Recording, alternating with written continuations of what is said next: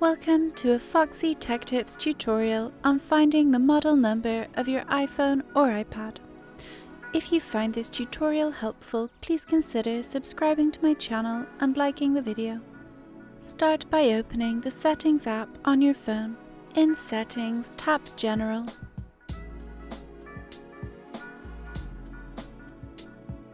In General, select About. In the About section here, you can see model number. What is shown here is actually the part number. To see the model number, you will have to tap it, and it will change to the model number.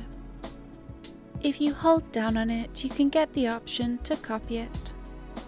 And that draws an end to this tutorial. Please like the video if you found it helpful, and subscribe to Foxy Tech Tips for more iPhone tips and tricks.